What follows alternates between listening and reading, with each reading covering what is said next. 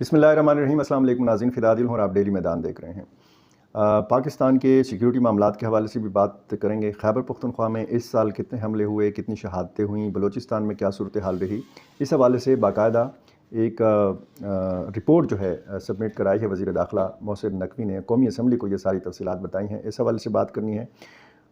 کرم میں کیا ہو رہا ہے اس حوالے سے مختصراً آپ کو بتانا ہے، اور پھر افغانستان میں جو طرح طرح کے تجزیے تبصرے ہو رہے ہیں، خصوصاً حاجی خلیل الرحمان حقانی جو مہاجرین کے وزیر تھے، ان کی شہادت کے واقعے کے بعد۔ تو خلیل الرحمان حقانی کی شہادت کے بعد جو سیکیورٹی خدشات کے حوالے سے یا طالبان کی صفوں میں جو اندرونی اختلافات ہیں ان کے حوالے سے جو انٹرنیشنل میڈیا میں بات کی جا رہی ہے، اس معاملے پہ بھی بات کرنی ہے۔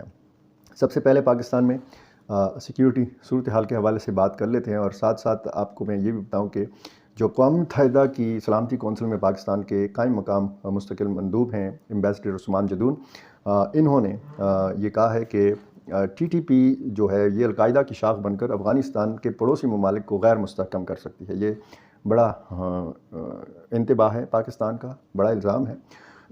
مزید کیا کہا عثمان جدون نے، یہ میں آپ کو بتا دیتا ہوں کہ انہوں نے کہا کہ اگرچہ افغان حکومت داعش سے لڑ رہی ہے، لیکن القاعدہ کالعدم ٹی ٹی پی اور دیگر دہشت گرد گروہوں سے لاحق خطرے کو ابھی تک حل نہیں کیا گیا۔ ایمبیسڈر عثمان جدون کا کہنا تھا کہ کالعدم ٹی ٹی پی کے 6000 جنگجوؤں پر مشتمل سب سے بڑی درج شدہ دہشت گرد تنظیم ہے، جو سرحد کے قریب محفوظ پناہ گاہوں کے ساتھ پاکستان کی سلامتی کے لیے براہ راست اور روزانہ خطرہ پیدا کرتی ہے۔ انہوں نے کہا کہ کالعدم ٹی ٹی پی کے سرحد پار کارروائیوں کا مقابلہ کرتے ہوئے ہمارے سیکیورٹی اور سرحدی اہلکاروں نے کچھ جدید ہتھیار ضبط کیے ہیں جو افغان عبوری حکومت کو غیر ملکی افواج کے چھوڑے گئے ذخائر سے حاصل ہوئے ہیں۔ پاکستانی مندوب نے بھارت کی جانب اشارہ کرتے ہوئے مزید کہا کہ یہ دہشت گرد گروپ ہمارے مخالف سے بیرونی مدد اور مالی معاونت حاصل کرتے رہے ہیں۔ ان کا کہنا تھا کہ کالعدم ٹی ٹی پی دیگر دہشت گرد گروہوں کے لیے ایک چھتری تنظیم کے طور پر ابھر رہی ہے، جس کا مقصد افغانستان کے پڑوسی ممالک کو غیر مستحکم کرنا ہے۔ ساتھ میں آپ کو وہ رپورٹ بھی آپ کے سامنے رکھ دیتا ہوں جو اس سال کے حوالے سے ہے کہ یہاں پہ کتنے حملے ہوئے ہیں۔ یہ رپورٹ جناب وزیر داخلہ محسن نقوی نے یہ پیش کی ہے قومی اسمبلی میں، اور انہوں نے یہ کہا ہے کہ دہشت گردوں نے فوجی اور قانون نافذ کرنے والے افسران کے ساتھ ساتھ سیکیورٹی تنصیبات اور اہم انفراسٹرکچر پر بھی حملے کیے ہیں۔ اس رپورٹ میں وزیر داخلہ محسن نقوی کا کہنا تھا کہ دہشت گرد گروپس سی پیک کے لیے اہم خطرہ ہیں، کیونکہ چین کی فنڈنگ سے چلنے والے سی پیک منصوبے ان پر کام کرنے والے غیر ملکی افراد پر خودکش حملوں میں اضافہ ہوا ہے۔ رپورٹ میں بتایا گیا ہے کہ جنوری سے اکتوبر 2024 تک پاکستان بھر میں 1566 دہشت گردی کے واقعات ہوئے، جن میں سب سے زیادہ واقعات خیبر پختونخوا میں ہوئے۔ ان میں 63% یعنی 573 سیکورٹی فورسز کے ارکان سمیت 924 افراد شہید ہوئے۔ انہوں نے جو ہے یہ بھی بتایا محسن نقوی نے کہ دہشت گردوں نے حال ہی میں اپنے اہداف کے انتخاب کو تبدیل کر دیا ہے، اب وہ شہری آبادی کو نشانہ بنانے سے گریز کرتے ہیں۔ خیبر پختونخوا کے اعداد و شمار جو انہوں نے اس رپورٹ میں بتایا وہ یہ ہے کہ رواں برس یعنی جنوری سے جو ہے اب تک خیبر پختونخوا میں دہشت گردی کے 948 واقعات رونما ہوئے۔ ان واقعات میں 573 سیکیورٹی اہلکاروں سمیت 924 افراد جان کی بازی ہار گئے، جبکہ 2000 سے زائد افراد زخمی ہوئے۔ دہشت گردی کے واقعات میں رواں برس 135 عام شہریوں کی بھی اموات ہوئیں۔ بلوچستان کے حوالے سے وزیر داخلہ کی جانب سے پیش کی گئی رپورٹ میں یہ بتایا گیا ہے کہ بلوچستان میں اس عرصے کے دوران دہشت گردی کے 582 واقعات رپورٹ ہوئے، جن میں 307 افراد جان کی بازی ہار گئے۔ ان میں 110 سیکیورٹی اہلکار اور 197 شہری شامل ہیں۔ 24 دہشت گردی کے واقعات جو ہیں یہ سندھ میں ہوئے ہیں، ان میں 17 اموات اور 38 افراد زخمی ہوئے۔ صوبہ پنجاب میں دہشت گردی کے 10 واقعات میں 15 افراد جو ہے وہ لقمہ اجل بنے اور 63 افراد جو ہیں وہ زخمی ہوئے۔ وزیر داخلہ کی رپورٹ کے مطابق گزشتہ 5 برسوں کے مقابلے میں رواں برس کے پہلے 10 مہینے میں سب سے زیادہ دہشت گردی کے واقعات اور اس کے نتیجے میں اموات ہوئیں۔ 2019 میں 482 دہشت گردی کے واقعات میں 380 اموات ہوئی تھیں، جن میں 202 قانون نافذ کرنے والے اور 178 عام شہری شامل تھے۔ انہوں نے کچھ وجوہات بتائی ہیں۔ پہلی وجہ انہوں نے بتائی ہے ان سارے واقعات کے حوالے سے کہ افغانستان کی سیکورٹی صورتحال نے مختلف بین الاقوامی دہشت گرد تنظیموں کو پنپنے کا موقع دیا، جن سے ان کی موجودگی وسائل اور افغان سرحد سے باہر کارروائی کی صلاحیت میں اضافہ ہوا۔ دوسری وجہ کالعدم تحریک طالبان کی افغانستان اور پاکستان کی سرحد کے درمیان نقل و حرکت میں آسانی ہے۔ رپورٹ میں ان کا کہنا تھا کہ ایسا لگتا ہے کہ طالبان حکومت کے پاس ان علاقوں کا مؤثر کنٹرول نہیں ہے۔ وزیر داخلہ نے بتایا کہ تیسری وجہ ٹی ٹی پی کی دراندازی بھی ہے، جو افراد کے چھوٹے گروپس کو دہشت گردی کی کارروائیوں کے لیے پاکستان بھیجتی ہے۔ ان کا کہنا تھا کہ چوتھی وجہ وہ افغان شہری ہیں جو پہلے پاکستان میں موجود تھے، جو پہلے افغانستان میں مسلح سرگرمیوں میں ملوث تھے اور اب ٹی ٹی پی اور دیگر دہشت گرد گروپس کے ساتھ مل کر پاکستان میں کارروائیاں کرتے ہیں۔ افغانستان سے انخلا کے دوران امریکہ کی جانب سے چھوڑا گیا وہ جدید اسلحہ بھی ایک وجہ ہے جو دہشت گرد گروپس کے ہاتھ لگ گیا ہے۔ یہ اور ساتھ ساتھ انہوں نے مختلف جو دیگر وجوہات ہیں وہ بھی بیان کی ہیں، اور اس طرح انہوں نے اعداد و شمار بتائے ہیں، اور ساتھ میں انہوں نے یہ بتایا ہے کہ جو غیر ملکی یہاں پہ مختلف پروجیکٹس میں کام کرتے ہیں ان کو ایک جامع سیکیورٹی جو ہے وہ اس کے لیے فریم ورک قائم کیا گیا ہے۔ وفاقی سطح پر غیر ملکیوں کے لیے قومی سلامتی سیل قائم کیا گیا ہے، جبکہ صوبائی اور ضلعی سطح پر بھی غیر ملکیوں کے لیے سیکیورٹی سیل جو ہیں وہ کام کر رہے ہیں۔ قومی اسمبلی میں پیش کیے گئے تحریری جواب میں یہ کہا گیا ہے کہ غیر قانونی طور پر مقیم افغان شہریوں کی موجودگی سے سیکیورٹی کو شدید خطرات لاحق ہیں۔ سن 2022 سے لے کر 2023 تک 6 لاکھ سے زیادہ افغان باشندوں کو واپس بھیجا گیا ہے۔ محسن نقوی نے وزیر داخلہ نے یہ بتایا کہ جنوری سے اکتوبر 2024 تک مجموعی طور پر لگ بھگ 13,000 انٹیلیجنس بیسڈ آپریشن کیے گئے، جن کے نتیجے میں 341 دہشت گرد مارے گئے۔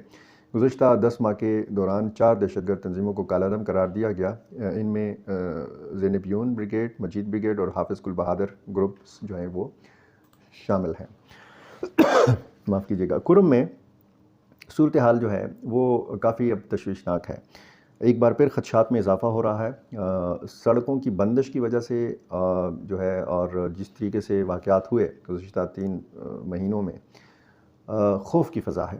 ایک تو سرکاری جرگہ، اور پھر دوسری طرف آپ پشتون قومی جرگہ، جو یہاں پہ پی ٹی ایم نے ایک جرگہ کیا تھا جس میں تمام پھر تنظیمیں، سول سوسائٹی کے لوگ، سیاسی جماعتیں شامل ہو گئی تھیں۔ اب ظاہر ہے کہ اس جرگے کو آپ صرف پی ٹی ایم کا جرگہ نہیں کہہ سکتے، پشتون قومی جرگہ آپ کہہ سکتے ہیں، جن میں مختلف قبائلی علاقوں کے لوگ، مختلف خیبر پختونخوا کے لوگ جو ہیں اس جرگے میں شامل ہیں، بلوچستان کے لوگ شامل ہیں۔ اس جرگے نے ایک چھوٹا جرگہ بنایا یا کمیٹی بنائی اور اس کو یہ ذمہ داری دی کہ آپ کرم جائیں۔ تو پھر یہ کرم گیا، تقریباً 120 رکنی یہ جرگہ تھا، کیونکہ اس جرگے کے پاس اختیار تھا کہ یہ باقی بھی لوگوں کو اپنے ساتھ شامل کریں، کرم سے بھی، کرم سے باہر بھی۔ تو پھر ایک طرف سرکاری جرگہ ہوتا رہا، کوہاٹ میں سرگرمیاں ہوتی رہیں، پارا چنار سدہ میں ہوتی رہیں سرکار کا جو جرگہ تھا اس کی جانب سے، دوسری طرف یہ غیر سرکاری جرگہ تھا۔ تو فریقین جو تھے وہ کنفیوژن کا شکار تھے۔ خود یہ جو کرم کا غیر سرکاری جرگہ تھا، پشتون قومی جرگہ، انہوں نے بھی یہ مناسب سمجھا کہ موقع دیا جائے سرکاری جرگے کو، کیونکہ ایک تو معاوضوں کی ادائیگی کے حوالے سے ظاہر ہے کہ غیر سرکاری جرگے کے پاس کوئی اختیار نہیں، امپلیمنٹیشن کے حوالے سے ایک بہت بڑا پھر سوال پیدا ہونا تھا اگر یہ غیر سرکاری جرگے میں یہ سارے معاملات طے ہوتے، امپلیمنٹیشن کو کیسے ہوتی۔ ظاہر ہے کہ اس میں پھر نگرانی کرنی ہوتی ہے، حکومت نے عمل درآمد کرانا ہوتا ہے، اس میں انتظامیہ کا کردار ہے، اس میں فوج کا کردار ہے۔ ایک سپروائزری کمیٹی بھی 11 رکنی بنائی گئی ہے جس میں عسکری حکام کو بھی شامل کیا گیا ہے۔ اب صورتحال یہ ہے کہ جو غذائی قلت ہے اس کا لوگوں کو سامنا ہے، راستے بند ہیں، دوائیوں کی کمی ہے۔ صوبائی حکومت نے ہیلی کاپٹرز کے ذریعے یہ اعلان کیا ہے کہ یہ سلسلہ جو ہیلی کاپٹرز کے ذریعے ادویات کی فراہمی کا یہ جاری رکھا جائے گا، اور ساتھ ساتھ صوبائی حکومت یہ کہتی ہے، خیبر پختونخوا حکومت کے کرم کو بھاری ہتھیاروں سے پاک کرنا جو ہے بہت ضروری ہے۔ یہ کیسے ہوگا؟ یہ مورچے کیسے خالی کرائے جائیں گے؟ یہ بنکر جو ہیں یہ کیسے جو ہے ان کا خاتمہ کیا جائے گا؟ مرکزی شاہراہیں جو ہیں جو دونوں فریقین کے ایک دوسرے کے علاقوں میں سے گزرتی ہیں، یہاں پر اصل چیلنج جو ہے حکومت کا، ریٹ آف دی گورنمنٹ جو ہے یہ ظاہر ہے کہ سڑک پہ ہی نظر آتی ہے۔ اور اس کے لیے کہا گیا تھا کہ 65 پوسٹیں بنائی جائیں گی، لیکن 400 ایکس سروس مین کی بھرتی کا بھی کہا گیا تھا، وہ بھرتی ابھی تک نہیں ہو سکی۔ اور یہ جب بھرتی ہوگی، جو ایکس سروس مین ہیں، سابق سیکیورٹی اہلکار جو ہیں، ان کی جب بھرتی ہوگی تو اس کے بعد یہ 65 جو پوسٹس ہیں یا جو چیک پوسٹس ہیں یہ قائم کی جائیں گی۔ یہ جناب بیرسٹر سیف جو ہیں صوبائی ترجمان ہیں، ان کا کہنا ہے کہ فریقین امن چاہتے ہیں، تاہم کچھ عناصر کے مفادات جنگ سے وابستہ ہیں، ان کی نشاندہی عوام کے تعاون کے بغیر ممکن نہیں۔ ان عناصر کے خلاف حکومت سخت کارروائی کرے گی۔ امید ہے کہ جنگ بندی کا یہ عمل مستقل طور پر جاری رہے گا۔ बैरिस्टर सैफ का कहना था कि अगर मरी मुआहदे पर अमल दरामद किया जाता तो आज हमें इस खून रेज़ी का सामना ना करना पड़ता। ज़िला कुरुम में अमन व अमान का मसला कई नस्लों से जारी है। मौजूदा ग्रैंड जज को इस बार इस मसले का मुस्तकिल हल निकालना होगा ताकि आइंदा नस्लें इस लानत से महफूज रह सकें। बहरहाल इत्तेफाक तो पाया जाता है, लेकिन खौफ व हरास की एक फ़ज़ा है, और इस खौफ व हरास की फ़ज़ा में ज़ाहिर है कि ख़दशात भी हैं, और एक बार फिर खुदा न खास्ता सूरत हाल वहाँ पर ख़राब हो सकती है। लेकिन बहुत ज़्यादा खून बह चुका है, लोगों का करोड़ों अरबों रुपए का माली नुकसान भी हो चुका है। इंसानी जान जिसकी कोई कीमत नहीं होती, आपको पता है कि इंसानी जान अनमोल होती है, वो इंसानी जानों का भी यहाँ पे नुकसान हुआ है। तो दोनों फ़रीक़ैन ये समझते हैं कि मज़ीद खूनरेज़ी नहीं होनी चाहिए, लेकिन जो जज्बाती नौजवान हैं उनको फिर ये देखना होगा। मैं बार बार ये कहता हूँ कि उनको सोचना होगा। फ़रीक़ैन में से ख़ुद ये लोग जो हैं, इन्होंने ये फ़ैसला करना है कि उन्होंने कुरुम को एक पुरअमन जगह बनानी है या कुरुम को पुरअमन जगह नहीं बनानी। जाते हैं अफ़गानिस्तान की तरफ से जो ख़बरें आ रही हैं उन पर बात करते हैं। अफ़गानिस्तान में 11 दिसंबर को जो वाक़या हुआ काबुल में ख़ुदकुश हमले में शहीद किया गया हाजी खलीलुर रहमान हक्कानी को, जो मुहाजिरीन के वज़ीर हैं। और अब इस वाक़े के बाद एक बार फिर आलमी मीडिया में ये बात हो रही है कि, और इसकी वजूहात के हवाले से गो कि दाइश ने इस वाक़े की ज़िम्मेदारी कबूल की है, लेकिन चूँकि मौका मिल जाता है इंटरनेशनल मीडिया को भी बहुत सारी चीज़ों को बढ़ा चढ़ा कर पेश किया जाता है। कुछ रोज़ कबल जो अफ़गान काबीना की मीटिंग हुई थी कंदहार में, उसमें कहा जाता है कि जी खलीलुर रहमान हक्कानी ने इंतहाई सख्त बातें की थी। कुछ जो फ़ैसले हैं शेख हिबतुल्लाह अख़ुंज़ादा के,